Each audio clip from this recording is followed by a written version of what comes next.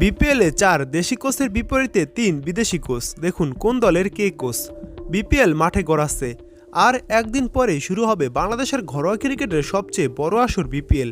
খেলা মাঠে করার আগে অবশ্য নানা আলোচনায় আছে এবারের বিপিএল আয়োজন নিয়ে। খেলা শুরুর আগে দল সাজিয়ে নিয়েছে অংশগ্রহণকারী 7 ফ্র্যাঞ্চাইজি। দলীয় কোচের অধীনে শুরু হয়েছে দলগুলোর অনুশীলনও। 7 দলের মাঝে 4 দলই অনুশীলন করেছে দেশি কোচের অধীনে। অন্যদিকে বিদেশি কোচ উড়িয়ে এনেছে 3 ফ্র্যাঞ্চাইজি, যার মাঝে সবচেয়ে বড় নাম অবশ্য রংপুর রাইডার্সের কোচ মিকি আর্থার। প্রোটিয়া এই কোচের সিভি বেশ সমৃদ্ধ। কাজ করেছেন দক্ষিণ আফ্রিকা, অস্ট্রেলিয়ার মতো দেশগুলোর সঙ্গে।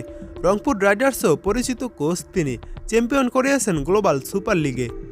শন টাইটের জন্য এবারের বিপিএল অনেকটা হোমকামিং বলা চলে। চিটাগং কিংস ফ্র্যাঞ্চাইজির সঙ্গে খেলেছিলেন 10 বছর আগে, এবার সেই দলের কোচ তিনি। মাঝে অবশ্য বেশ কিছু ফ্র্যাঞ্চাইজি আর জাতীয় দলের সঙ্গে কাজ করার অভিজ্ঞতা আছে সাবেক অস্ট্রেলিয়ান এই পেসারের। আরেক বিদেশি কোচ দুর্বার রাজশাহীর।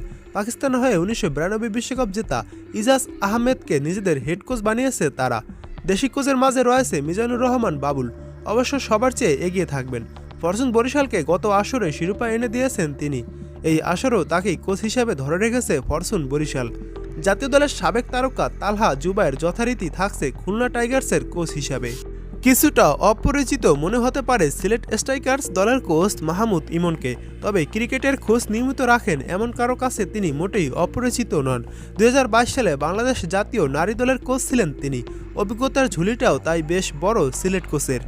অভিজ্ঞতার প্রশ্নে এগিয়ে থাকবে ঢাকাও।